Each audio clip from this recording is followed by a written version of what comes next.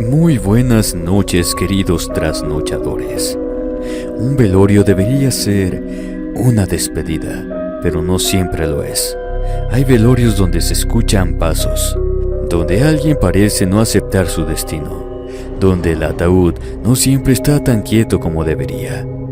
Esta noche les compartiré relatos ocurridos en velorios reales, historias dedicadas a enterradores, veladores, trabajadores del cementerio y a todos los que han sentido que la muerte aún no se va. Mi nombre es Alejandro y sin más, aquí comenzamos.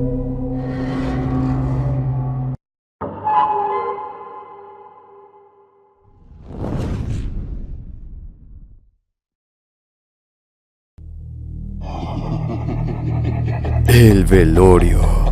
Historia de terror compartida por Estela Maris.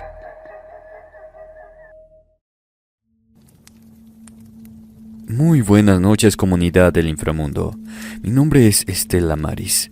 Esto me lo contó mi madre muchas veces, siempre con la misma cara seria, como si al recordarlo volviera a oler la cera y las flores ya echadas a perder. Ella lo vivió cuando era joven, cuando estudiaba en la universidad, y dice que no fue un chisme ni una historia de miedo inventada, porque esa noche hubo demasiada gente mirando lo mismo, y en la ciudad se siguió hablando durante años, no como una leyenda bonita, sino como algo que dejó a varios con pesadillas y con una forma distinta de mirar la iglesia. Pasó en 2004, en San Cristóbal de las Casas, Chiapas, y la protagonista era una compañera de la universidad a la que mi madre apreciaba. Por respeto nunca dice su nombre verdadero, solo la llama Lourdes. Esta tenía 27 años, era conocida por ser tranquila, de las que no se metía con nadie, de las que llegan temprano a clases, hacen lo suyo y se regresan a casa. Un día dejó de ir y nadie supo bien por qué.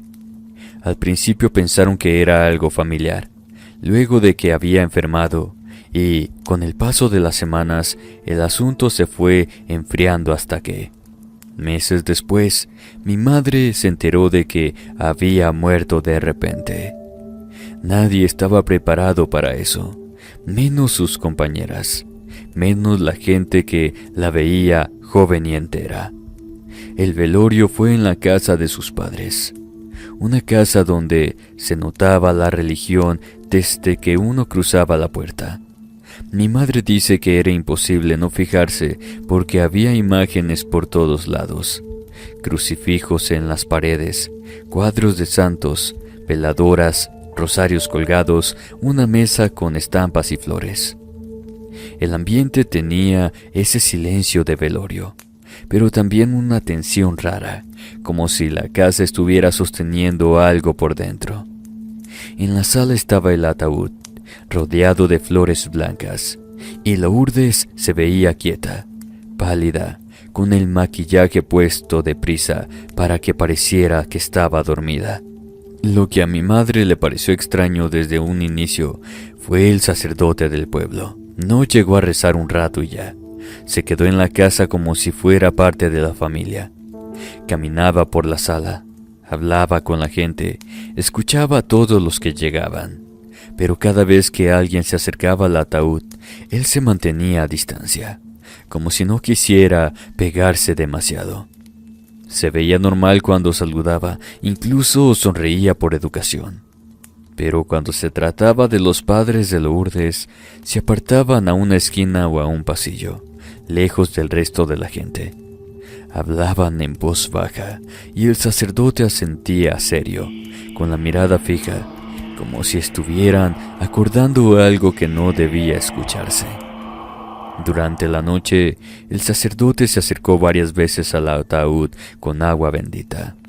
Mi madre dice que lo hacía rápido, rociaba, se quedaba rezando un momento con la cabeza agachada y luego se alejaba otra vez, como si no aguantara estar ahí mucho tiempo.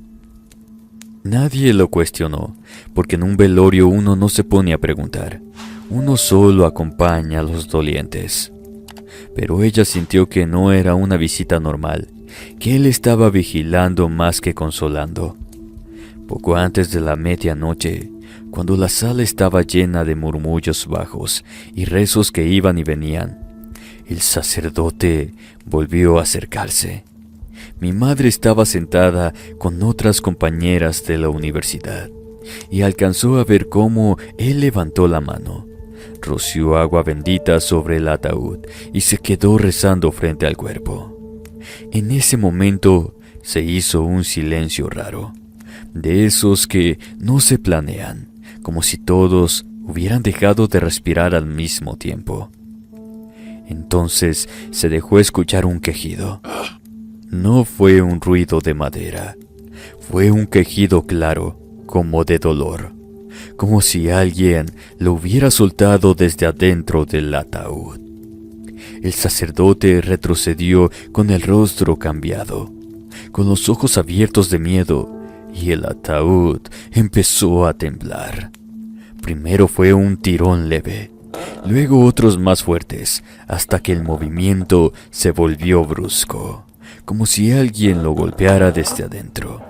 Y de pronto el ataúd cayó al suelo con un golpe seco que hizo gritar a la gente. Los que estaban cerca corrieron a ayudar. Algunos lloraban, otros rezaban en voz alta, y los que estaban afuera entraron por el alboroto. Cuando intentaron levantar el ataúd, vieron que Lourdes ya no estaba acomodada como antes. El cuerpo se había movido y entonces pasó lo que mi madre nunca olvida. Los ojos de Lourdes se abrieron y empezaron a escurrir lágrimas de sangre. No era una gota, eran hilos oscuros bajando por las mejillas, despacio, como si el cuerpo todavía tuviera algo que soltar. La gente se quedó en shock. Algunos se echaron para atrás sin poder tocarla. Otros gritaron el nombre de Dios como si eso fuera a detenerlo. El padre de Lourdes, con una cara que ya no era de tristeza, sino de pura desesperación, fue el único que se acercó sin dudar. Ayudó al sacerdote a levantar el cuerpo y acomodarlo dentro del ataúd como pudo, mientras la madre de Lourdes lloraba sin control, aferrada a una silla como si se estuviera rompiendo en ese momento. En medio de las oraciones y el caos, Lourdes abrió la boca. Mi madre jura que fue sola, sin que nadie la tocara. La abrió de un golpe, como si algo empujara desde adentro, y de ahí empezaron a salir moscas verdes. Primero unas cuantas, luego muchas, luego tantas que en segundos la sala se llenó del zumbido. Se fueron contra las velas, contra las flores, contra las paredes. Se pegaban en la ropa de la gente, chocaban en la cara, y el olor cambió como si la muerte se hubiera levantado y caminara entre todos. Ahí fue cuando varios salieron corriendo, empujándose, sin vergüenza, porque ya no era miedo normal, era pánico. Mi madre dice que ella no pudo moverse, se quedó clavada en el piso viendo cómo las moscas salían y salían, y lo único que la sostuvo fue sentir la mano de otra compañera apretándole el brazo. El sacerdote empezó a rociar agua bendita sin parar. Rezaba fuerte, casi a gritos, como si estuviera peleando con algo que no se veía. No era tono calmado de una oración, era un tono de una manda, de quien intenta interponer orden en un lugar donde éste ya se rompió. Pasaron minutos que se hicieron eternos, hasta que de pronto el zumbido empezó a bajar y las moscas se dispersaron hacia las ventanas y puertas, como si algo las hubiera soltado. Después de eso, el cuerpo quedó quieto. El sacerdote se quedó mirando el ataúd como si esperara otro movimiento. y la gente se mantuvo rezando en voz baja, temblando, sin saber qué hacer con lo que acababan de ver. Al amanecer, se hizo la sepultura como estaba previsto, pero nadie volvió a hablar normal ese día. Mi madre dice que salieron de esa casa con la sensación de haber presenciado algo que no se cuenta fácil, algo que se queda pegado aunque uno no quiera. Y cada vez que me lo narra, termina igual, diciendo que el sacerdote no estaba ahí por costumbre, que llevaba horas midiendo el momento, acercándose y alejándose, como si supiera que esa noche no era una despedida tranquila, sino una que se quería asomar frente a todos.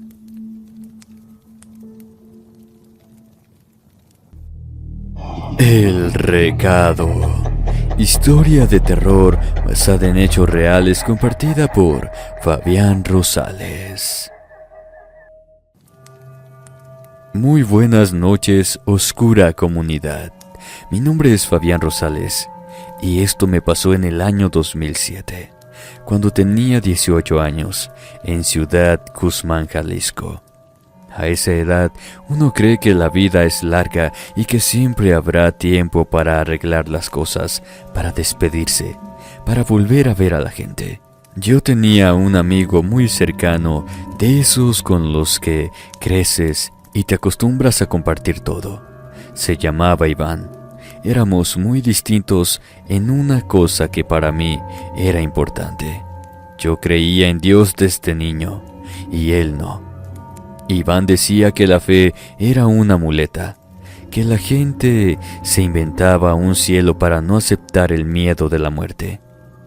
Yo le discutía, no por presumir santidad, sino porque así me criaron y porque en el fondo necesitaba creer en que no todo se acaba de golpe. Nos la pasábamos hablando de eso, en la banca de la plaza, caminando de regreso de la prepa, en la cancha después de jugar fútbol, a veces hasta en la tienda comprando refrescos.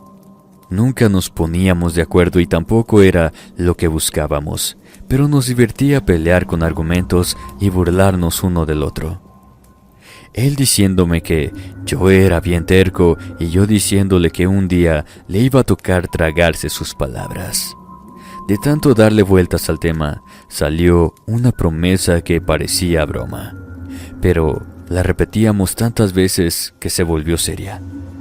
El primero en morirse tenía que regresar y darle un recado al otro.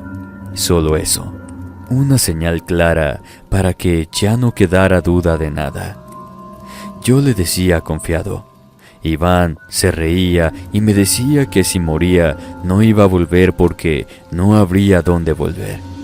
Aún así, aceptaba y al final nos dábamos la mano, como si estuviéramos cerrando un trato de adultos aunque fuéramos chamacos.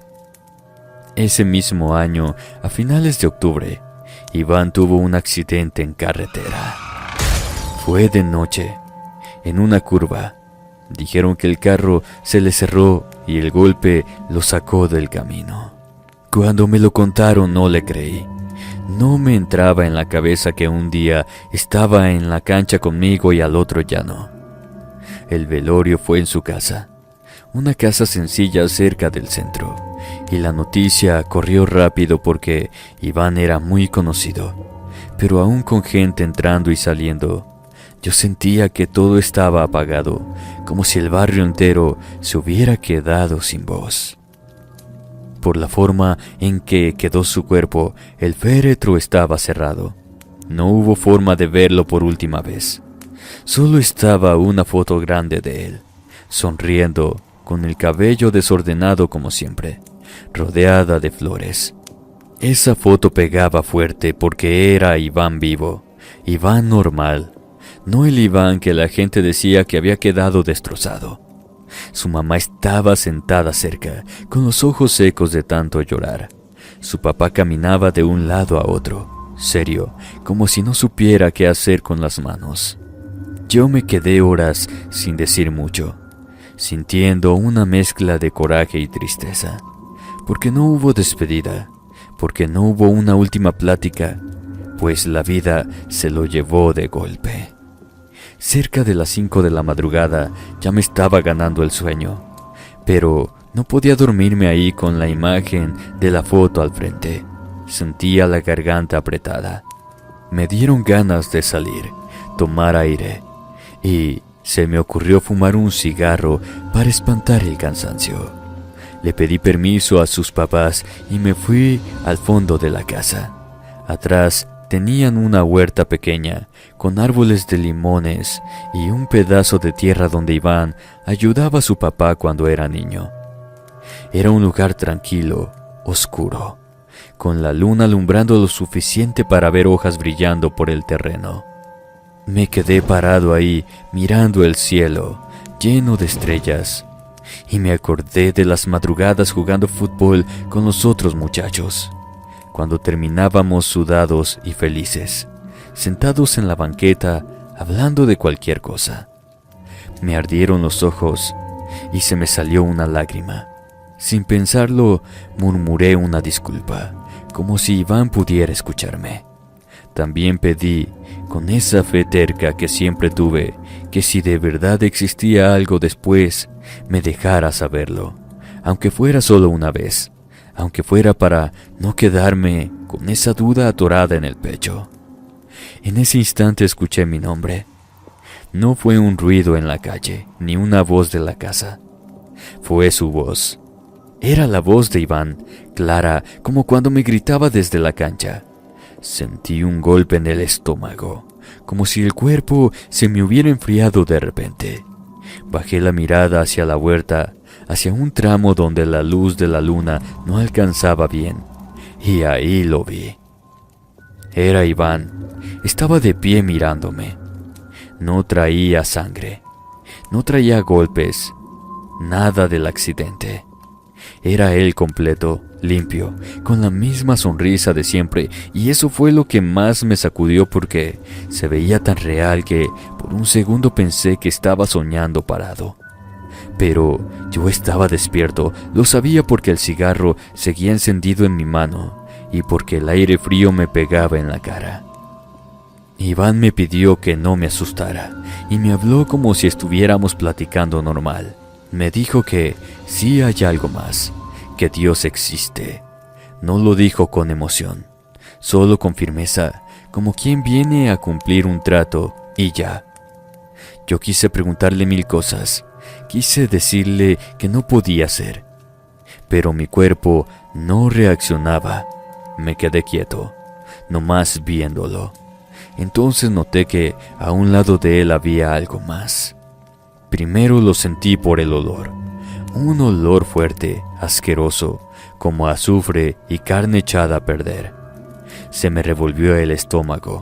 Después lo vi. Era una figura oscura, deformada, pegada a la sombra como si la sombra fuera su piel. No tenía una forma clara, pero se sentía pesada, mala y estaba demasiado cerca de Iván. Yo levanté la mano sin pensarlo, lo señalé, intentando decirle que se apartara, que se viniera conmigo, que no se quedara allí. Iván no perdió la sonrisa. Me sostuvo la mirada con una calma que me heló y me dijo que para él ya era tarde, que yo me cuidara. Lo dijo sin drama, como si lo hubiera aceptado desde antes, como si ese recado fuera lo único que todavía podía hacer por mí. Después de eso su figura empezó a apagarse. Simplemente se fue desvaneciendo junto con esa sombra, tragados por la oscuridad de la huerta. El olor se fue con ellos y el silencio regresó, pero ya no era el mismo. Me quedé temblando, con el cigarro casi consumido y el pecho apretado. No sé cuánto tiempo estuve así. Cuando regresé a la sala, el velorio seguía igual. La foto, las flores, la gente medio dormida. Yo no dije nada. Me senté y me quedé mirando el piso, tratando de entender lo que acababa de pasar. Desde entonces ya no discuto como antes. No porque tenga respuestas, sino porque Esa madrugada me dejó claro que hay promesas que sí se cumplen, aunque te dejen un miedo que ya no se quita. El velorio de mi abuelo. Historia de terror basada en la anécdota de Luis Antonio Márquez. Muy buenas noches, comunidad. Mi nombre es Luis. En el año 2011, cuando tenía 17 años, vivía con mis padres en Córdoba, Veracruz. Desde niño cargué con una ausencia que no sabía nombrar. Nunca me llevaban con mis abuelos. Cada vez que preguntaba, mis padres lo reducían a lo mismo, que estaba muy lejos, que el camino estaba feo y era en el campo. Con los años entendí que no era el camino lo que evitaban, sino el destino. Mis abuelos casi nunca venían a la ciudad. Cuando aparecían eran en fechas contadas, sobre todo el día de mi cumpleaños. Llegaban con un regalo sencillo, envuelto con cuidado, y bastaba con que yo lo tocara para que mi padre me lo quitara de golpe. No lo guardaba para después. Lo apartaba como si le estorbara respirar cerca de eso. Siempre seguía una discusión tensa, contenida y llena de miradas duras. Mi madre se quedaba en medio, callada y con una tristeza. Mis abuelos se marchaban muy pronto. Yo me quedaba detrás de la ventana viendo cómo el carro se perdía, sintiendo que algo en mi familia estaba roto desde antes de que yo naciera. Crecí con una sensación extraña en mi vida. En la escuela escuchaba a mis compañeros hablar de sus abuelos, de comidas, de domingo, de ranchos y fiestas. Yo solo tenía recuerdos cortos, visitas que terminaban rápido, regalos que desaparecían en manos de mis padres. A veces intentaba imaginar el rancho donde vivían, pero la imagen siempre se me deshacía. Era como pensar en un lugar que existía fuera del mapa. Todo cambió en julio del 2011. Esa tarde llegué a casa y vi a mi madre sentada e inmóvil, como si no pudiera levantar la vista. Mi padre estaba de pie, rígido, con una seriedad falsa. Me dijeron que mi abuelo había fallecido. La noticia me pegó fuerte, pero lo peor vino después, cuando supe que mi abuela llevaba 5 años muerta y que me lo habían ocultado. La rabia me llenó la garganta. Quise entender, quise romper algo o quise salir también corriendo. Nada de eso arreglaba el hueco. Mis padres se aferraron al silencio, como si explicar fuera abrir una puerta que no podían volver a cerrar. Esa noche salimos rumbo al rancho sin despedidas. El camino se alargó hacia la sierra. Conforme dejábamos Córdoba, la oscuridad se volvía más densa, pesada. La carretera se fue quedando sola y después llegó la terracería. La neblina bajaba por los cerros y se pegaba al parabrisas como una mano húmeda. Nadie hablaba. En el coche solo se escuchaba el motor y el sonido de las llantas mordiendo la grava. Llegamos a un poblado pequeño cerca de Huatusco, Veracruz. De ahí tomamos un desvío hacia el monte. El rancho estaba apartado, como escondido. Antes de ver la casa vi una fogata grande en un terreno cercano. A su alrededor había varias mujeres moviéndose en círculo. No se veía un duelo, se veía un festejo, una reunión fuera de lugar en una noche de velorio. Sus sombras giraban y se estiraban sobre la tierra. El ruido era raro, una mezcla de cantos bajos y gritos cortos que se apagaban de repente. La casa de mis abuelos era grande y vieja. Olía a madera húmeda, a cera y a tierra mojada. Adentro el ambiente se sentía cargado, como si el aire llevara demasiadas horas encerrado. Me condujeron a una habitación donde estaba el ataúd de mi abuelo. Había flores, velas y 2 ancianas murmuraban oraciones con una calma que parecía prestada. Yo casi no reconocía a nadie. Había familiares lejanos, vecinos, gente que miraba de reojo. Mis padres se mantenían cerca de la pared, atentos a cualquier movimiento. La noche avanzaba y el murmullo de afuera se colaba por las ventanas como si la fogata respirara. En algún momento entró una mujer distinta, vestida de oscuro, con el cabello recogido y la mirada dura. Se acercó a las ancianas y les exigió que dejaran de rezar. Nadie la contradijo. Las ancianas guardaron el rosario sin protesta. Mis padres no dijeron tampoco nada, y el silencio que quedó fue peor que cualquier grito. A partir de ahí sentí que ya no estaba en un velorio normal. Había reglas invisibles, una autoridad que no venía de la familia ni de la religión. Me quedé observando el ataúd, intentando convencerme de que todo era cansancio, campo, supersticiones. El tiempo siguió corriendo hasta que el reloj marcó alrededor de las 3 de la madrugada. La puerta se abrió y entró un grupo de mujeres. Todas vestían ropas oscuras. Cada una cargaba un recipiente de barro o metal del que salía un humo espeso. El olor me golpeó como algo agrio y caliente. Una mezcla de hierbas quemadas y grasa rancia. Se colocaron alrededor del ataúd y empezaron a caminar en círculo, despacio, empujando el humo hacia el cuerpo con movimientos de las manos. No hablaban, solo hacían su trabajo. El humo llenó la habitación en capas.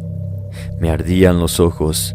Sentía el estómago apretado, como si mi cuerpo quisiera apartarse de ese aire. Cuando terminaron, se fueron sin mirar a nadie. Apenas pasaron unos segundos y la casa se quedó completamente a oscuras.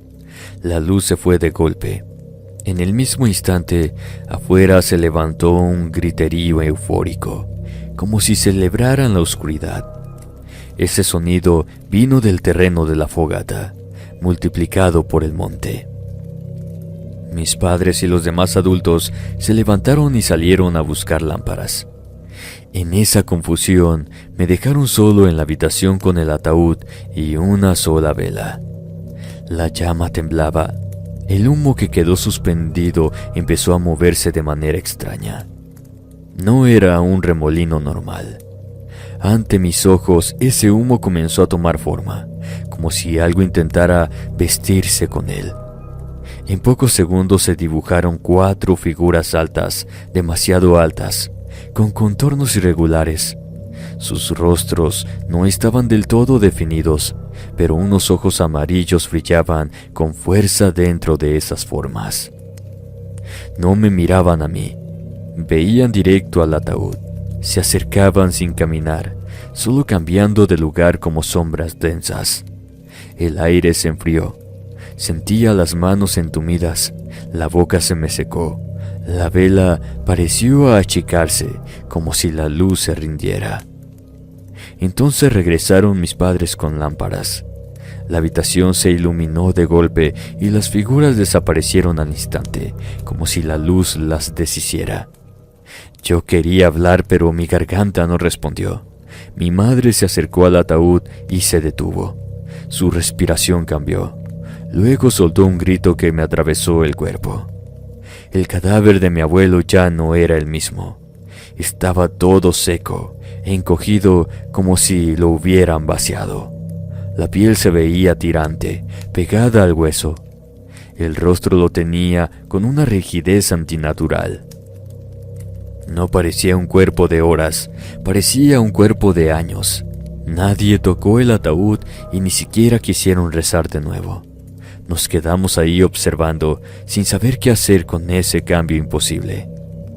Al amanecer, afuera la fogata ya no sonaba. Cuando salió el sol, las mujeres que habían estado en el terreno ya no estaban. Se fueron sin despedirse, sin regresar, sin acompañar la sepultura. El rancho se quedó con un silencio ensordecedor. Volvimos a Córdoba el mismo día.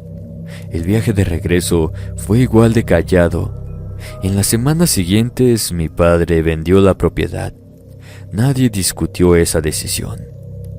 Con el tiempo llegaron rumores sobre los nuevos habitantes, sobre ruidos en el monte, luces en la madrugada, sombras alrededor de la casa. Desde esa noche, cada vez que la luz se va de golpe, aunque sea por una falla común, mi cuerpo recuerda el olor del humo y el brillo de aquellos ojos en la oscuridad. En verdad que ese funeral, el funeral del abuelo, fue algo extraño. No sé si ellos eran brujos o algo más. Muchas gracias por escucharme. El velorio de un brujo. Historia de terror basada en hechos reales.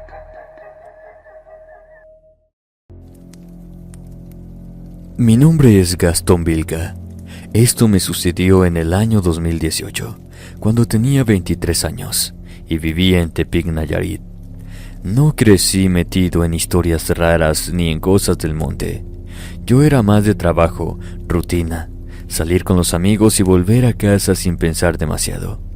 Lo que sí cargaba desde siempre era una distancia rara dentro de la familia. Había nombres que no se mencionaban.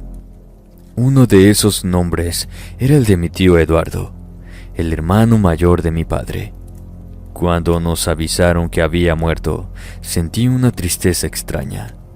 No por lo que había vivido con él, sino por lo que no.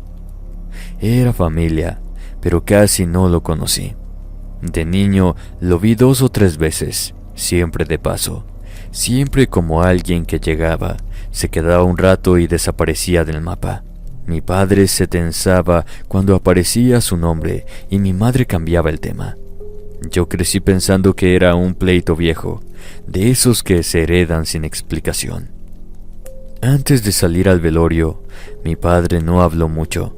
Solo dijo que el pueblo donde vivía Eduardo quedaba metido en la sierra, lejos de la ciudad, y que iríamos y regresaríamos lo antes posible. Mi madre aceptó en silencio. Yo iba en el asiento trasero mirando por la ventana, con una mezcla de culpa y vacío que da cuando alguien muere y uno siente que no tiene derecho a llorar con fuerza, porque no compartió la vida con esa persona. Sabía pocas cosas sueltas, que mi tío había vivido solo muchos años, que su esposa se fue poco después de tener un hijo, que mi primo prácticamente no existía para nosotros. Ese día, de hecho, ni siquiera se presentó. No hubo llamada ni algún mensaje. Esa ausencia pesaba más que cualquier explicación. El viaje se me hizo pesado. La carretera se fue volviendo más angosta. Llegamos al pueblo casi de noche. Era un lugar pequeño y callado, con pocas luces y con el monte pegado en las casas. La casa de mi tío estaba hacia las orillas, como apartada, como si desde siempre hubieran preferido vivir lejos de la gente. Apenas bajamos del carro, sentí un olor fuerte a tierra húmeda. La casa era de paredes manchadas por humedad, techo de lámina, ventanas pequeñas. La sala estaba preparada para el velorio, pero no como yo imaginaba. No había vecinos, no había café, no había ese movimiento normal de una despedida. Había una frialdad rara, como si el lugar estuviera esperando otra cosa. Nos recibieron 3 personas que se encargaron de dejar todo listo. El ataúd acomodado, las velas encendidas, unas flores que se veían recién compradas, 2 sillas y una mesa. No parecían familia ni conocidos. Hicieron su trabajo rápido, casi sin vernos. Mi padre les pagó sin discutir. En cuanto guardaron el dinero se fueron. No se quedaron a acompañar ni un rato, como si les urgiera salir de ahí antes de que se hiciera más tarde. Entonces nos quedamos solos. Solo mis padres, el féretro con el cuerpo de mi tío Eduardo y yo. La casa se sentía grande por lo vacío. Las velas hacían sombras largas en las paredes. Mi madre se sentó cerca del ataúd y juntó las manos, moviendo los dedos como si rezara, pero sin voz. Mi padre se quedó de pie con la espalda recta, mirando más las puertas y ventanas que el féretro. Yo me senté frente al ataúd, tratando de sentirme presente. tratando de ordenar mi cabeza. Me pesaba la idea de que alguien se muera y no haya nadie alrededor, ni amigos, ni vecinos, ni la familia completa, solo nosotros, que casi no fuimos parte de su vida. Pasaban las horas, afuera se escuchaban insectos, hojas, algún animal en el monte. Yo luchaba contra el sueño. Mi padre no se relajaba. Cada tanto se acercaba a una ventana, miraba hacia afuera, volvía. No decía nada, pero su cuerpo hablaba por él. A mi madre se le notaba el nerviosismo en la forma en que apretaba los labios, como si aguantara una urgencia de irnos. Cerca de la medianoche, el ambiente cambió de golpe. Primero se apagaron los sonidos normales del monte. Los grillos dejaron de sonar como si alguien hubiera cerrado una llave. El aire quedó quieto. El silencio se hizo antinatural, demasiado limpio, y después llegaron ruidos distintos, graznidos y gruñidos mezclados, pero no lejos, sino acercándose, rodeando la casa desde varios puntos. Mi padre reaccionó de inmediato. Hizo un gesto para que mi madre se quedara conmigo y se movió rápido a asegurar las entradas. Puso cerrojos, trabó puertas, revisó ventanas. No lo hacía con desesperación, lo hacía con práctica. Eso fue lo que más me asustó, que no era la primera vez que se presentaban así. Los ruidos subieron al techo. Se escucharon pasos sobre la lámina, arañazos cortos, aleteos pesados golpeando el metal. Era como si algo se moviera encima de nosotros, y no era un animal pequeño. El sonido se repetía alrededor, como un cerco. Me quedé con la garganta seca, y en ese momento vi a mi padre sacar un arma de entre las cosas que había debajo del carro. No la levantó para apuntar, la sostuvo baja, firme, como una última opción. Esa imagen me sacó del cuerpo. Era un velorio, éramos la familia y aún así mi padre había venido armado. Mi madre empezó a temblar. Se acercó al ataúd y puso la mano sobre la madera como si buscara estabilidad. Yo sentí un frío lento en la espalda, como si la casa se hubiera llenado de una presencia que no se veía pero se sentía. De pronto los ruidos se detuvieron. El silencio regresó, pero esta vez fue más pesado. En ese silencio tocaron la puerta principal. El golpe fue firme y lento, como si quien estuviera afuera supiera lo que estábamos escuchando. Mi padre se acercó sin encender más luces y abrió apenas lo necesario para hablar. Yo no alcanzaba a escuchar bien las palabras, pero sí el tono. Una voz vieja, áspera, pidiendo pasar. Mi padre se mantenía frío, negándose, como si poner un pie dentro de la casa rompiera una regla. No pude quedarme quieto. Me acerqué a una ventana lateral y aparté un poco la cortina. Lo que vi me dejó sin fuerza. A pocos metros frente a la puerta había una anciana vestida de negro. Su rostro era arrugado, pero sus ojos tenían una intensidad rara, como si no correspondieran a esa edad. Alrededor de ella había criaturas que no deberían existir juntas. Vi lechuzas enormes, con plumas oscuras, cuerpos pesados. Cuando levantaron la cabeza, vi que no tenían rostro de ave. Tenían rasgos humanos, viejos, como caras de ancianas sobre plumas. No hacían ruido. Más atrás, cerca del borde del monte, perros negros grandes quietos, con el lomo alto y las patas firmes. Sus caras también tenían algo humano en la forma de la boca y en la expresión, como si la piel intentara acomodarse a una cara que no era la suya. Tampoco ladraban, solo estaban ahí como guardianes o como algún tipo de escolta. Sentí que me iba al suelo. Me temblaban las manos. Quise hablar y no pude. Mi madre me jaló hacia atrás sin decir nada, como si ya supiera lo que vi. Me abrazó fuerte, apretándome contra ella, y solo respiraba rápido, intentando convencerme de que no estaba perdiendo la razón. Mi padre cerró la puerta y aseguró el cerrojo. Guardó el arma, pero no se sentó. Los ruidos del techo se alejaron poco a poco hasta desaparecer. El monte volvió a sonar, pero ya no igual. Era como si todo respirara con cuidado. El resto de la noche pasó lento. No hubo más golpes, tampoco visitas. Nadie volvió a tocar. Aún así, yo ya no podía sentir el velorio como algo normal. Cada sombra me parecía una forma. Cada crujido en la madera me hacía apretar los dientes. Cuando amaneció, mi padre dijo que terminaríamos lo necesario y nos iríamos. No apareció nadie del pueblo, ni curiosos ni vecinos. La casa seguía igual de sola que cuando llegamos. En el regreso, mi padre habló lo mínimo, como si nombrar las cosas las volviera a llamar. Dijo que mi tío había estado metido en cosas oscuras desde joven, que la gente del lugar no se acercaba por miedo y por respeto, y que lo que vino en la madrugada no venía a atacarnos, sino a despedirse a su manera. Efectivamente, amigos, mi tío era un brujo. Muchas gracias por escucharme. Estos relatos ocurrieron en velorios, en noches donde nadie espera que algo más estuviera presente.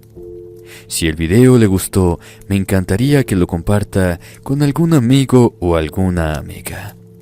Si has vivido algo parecido, puedes compartirlo en los comentarios. Gracias por acompañarnos esta noche. Se despide su amigo Inframundo y les deseo dulces pesadillas.